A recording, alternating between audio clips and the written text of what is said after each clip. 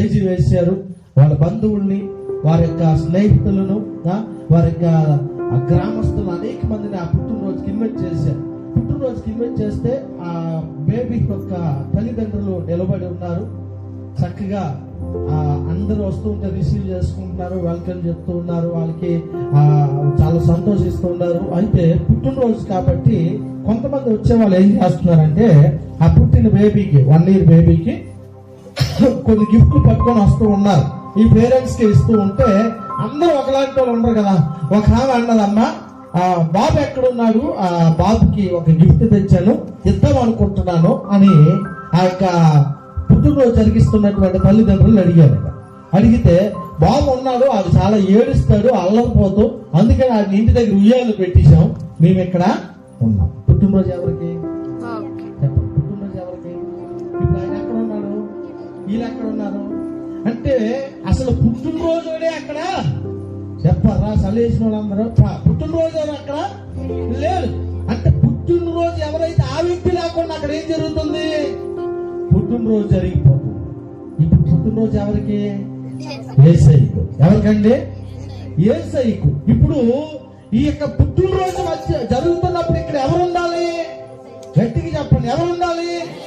మీకు మైక్ ఉంది, మీరు ఎంత గట్టిగా చెప్తారని చూస్తున్నారు, కానీ మీరు అందరూ చెప్తే మైకులు ఎందుకో పనికిరావు. పుట్టినరోజు ఇక్కడ ఎవరికి జరుగుతుంది?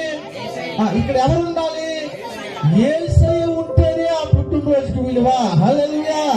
ఈ క్రిస్మస్ ఆరాధనలు చాలా దగ్గర జరుగుతున్నాయి, కానీ కొన్ని ఆరాధనలో క్రీస్తు ఉండట్లేదు.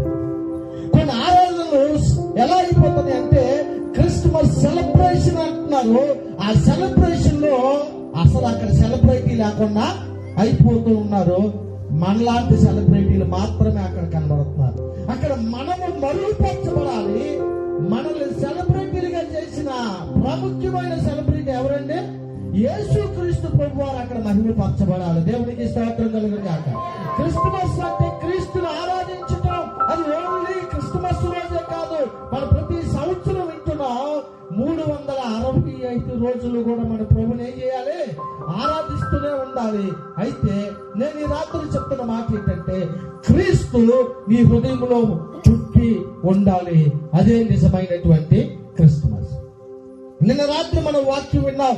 యేసుక్రీస్తు ప్రభువారు ఈ భూమి మీదకి శరీరధారిగా వచ్చాడు. యోహాను సువార్త మనకు తెలుసు, 1వ అధ్యాయము 1వ వచనంలో ఉంటది. ఆది యందు వాక్యం ఉండను, వాక్యము దేవుని యొద్ద, ఆ వాక్యమే దేవుడై ఉండను. మరి కొంచెం ముందుకెళ్తే ఆ వాక్యమే శరీరధారై కృపా సత్య సంపూర్ణుడిగా ఈ భూమి మీదకి వచ్చాడు. యేసు ప్రభు శరీరధారిగా ఎందుకు వచ్చాడంటే అక్కడ పాస్టర్ గారు చెప్పారు, ఏదో ఒక జంతువు లాగా వస్తే జంతువుతో మనిషి కలిసి ఉండలేరు కాబట్టి మనిషిలాగా యేసు ప్రభు ఈ భూమి మీదకి వచ్చాడు.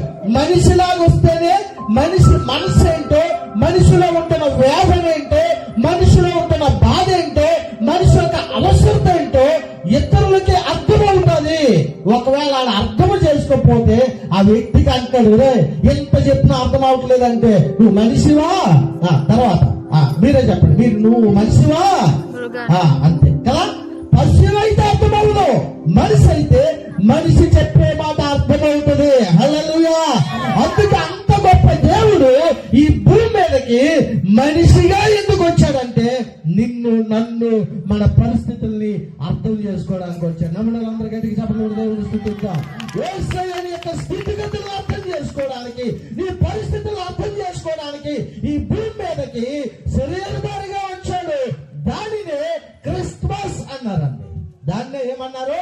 క్రిస్మస్ అన్నారు. అయితే యేసు ప్రభు ఈ భూమి మీదకి సడన్ గా రాలేదు. యేసు ప్రభు ఈ భూమి మీదకి రాకమునుపు పరిశుద్ధ గ్రంథములో చాలా మంది ఆయన గురించి ఏం చేశారట? ప్రవచనాలను ప్రవచించారు. హల్లెలూయా.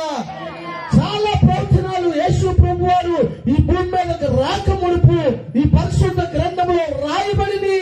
ప్రవచనం అనగా అర్థం ఏంటంటే రానున్న దినాల్లో జరగబోయే దాన్ని ఏమంటారండి? చెప్పండి, ఏమంటారు? ప్రవచనం. ఇప్పుడు నాకు 2 పాపలు పుట్టారు. నాకు పెద్ద పాప పుట్టక మునుపు, నాకు పిల్లలు లేక మునుపు నా దగ్గరికి ఒక పాస్టర్ గారు వచ్చి ఏమన్నారంటే, అయ్యా వచ్చే సంవత్సరం కల్లా దేవుడు అబ్బాయిని పోతున్నాడు అన్నాడు అంతే. హల్లెలూయా. నేను ఎంత సంతోషించానో తెలుసా? కొడుకుని ఇచ్చేస్తాడు కదా, పిల్లలు లేరు, పోతే పోని మంచిదే అని చూశాను. సంవత్సరం అయింది లేదు, 2 సంవత్సరాలు అయింది లేదు, 3 సంవత్సరాలు అయింది లేదు. దాన్ని ఏమంటారు? ప్రవచనం కాదు, ఆవేశంతో చెప్పాడు. ఈ ఆవేశం ఏంటంటే నేనేదో అని చెప్పేస్తే దేవుడు దానికి అలాగే చెప్పడండి. ఆయన చెప్పిన ప్రవచనాలు వేరు, ఆయన చెప్పింది 100% జరుగుతుంది. హల్లెలూయా. మనలో ఉంటున్న ఆలోచన చేస్తే అక్కడ జరగదు. పరిశుద్ధ గ్రంథంలో రాయబడిన ప్రతి ప్రవచనము దైవావేశము ద్వారా ఈ భూమి మీదకి వచ్చాయి.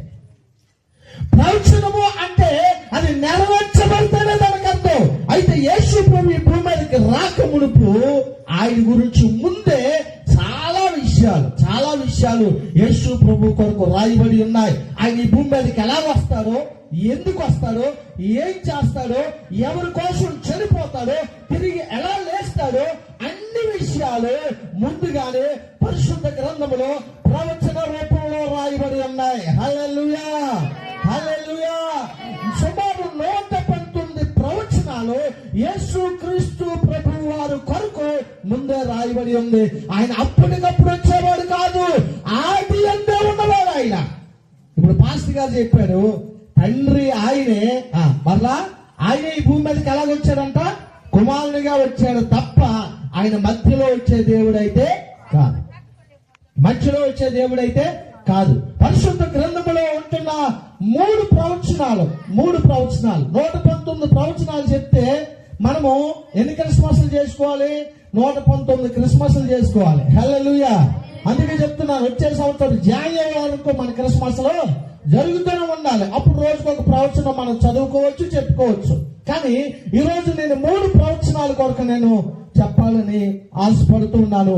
ఆ 3 ప్రవచనాలే ముందు మీ చేత నేను చదివించాను. అయ్యగారికి చెప్పాను, అయ్యా మీ అంత జ్ఞానపరుని కాదు, ఈయనంత జ్ఞానపరుని కాదు, పొరపాటున రిఫరెన్స్ నేను ముందు చెప్పేశాను అనుకోండి, వాళ్ళకి వాక్యం తెలిసిపోద్ది. తర్వాత నేనేం చెప్పాలో తడువుకోవాలంటే లేదు చెప్తే కానీ కుదరదు అన్నాడు. సరే 1 అనుకున్నాను, 2 అనుకున్నాను, 3 ఇచ్చాను, ఇంకా చాలదు అన్నాడు. 4 ఇచ్చాను, మళ్ళీ అడిగినా మరి ఇవ్వలేదు. హల్లెలూయా. మరి అన్ని చెప్పేస్తే మరి నేను నిలబడి ఏం చెప్పాలి? ఆల్రెడీ మీరు చదివేశారు, అందులో నేను ఒకటి చెప్పేశాను. మరి నేను ఇప్పుడు ఏం చెప్పాలి? హల్లెలూయా. అందుకు నేను ఇక్కడికి వచ్చే ముందు ఎప్పుడు కూడా రిఫరెన్స్ ఇవ్వడానికి ఎక్కడికి వెళ్ళి ఇష్టపడిన. ఎందుకంటే నేను ఇచ్చేదానికి ఇలా గ్రీటింగ్ ఎవరికి ఇస్తే వాళ్ళ ముందు చెప్పేస్తే వాళ్ళ దగ్గర బోల్డ్ ఉంటాయి, నా దగ్గర చిన్నవి ఏవో తక్కువ ఉంటాయి.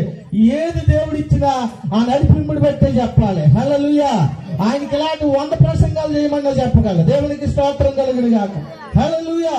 అయితే 3 ప్రవచనాలు నేను మీ ముందు ఉంచాను. ఆ 3 ప్రవచనాల కంటే ముందు ఒక మాట, ప్రకటన గ్రంథము 19వ అధ్యాయము 10వ వచనాన్ని త్వరగా చదువుదాం. అందుకు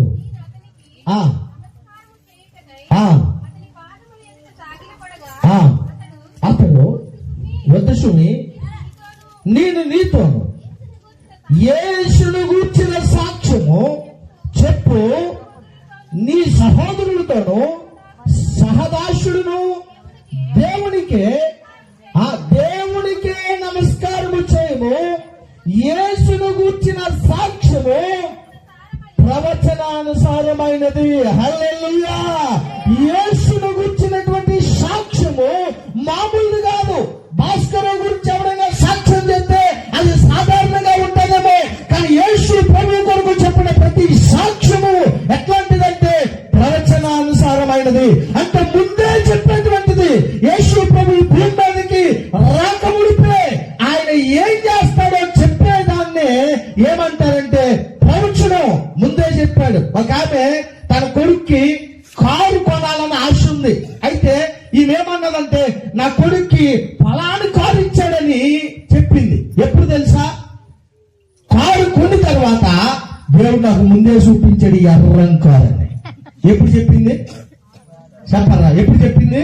కారు కొనిసిన తర్వాత. దాన్ని ఏమంటారు? అది దర్శనము కాదు, అది ప్రవచనము కాదు. ఒకవేళ నీకు ఎర్ర రంగు చూపిస్తే ఎప్పుడు చెప్పాలి? కారు కొనక ముందు చెప్పాలి. నీకు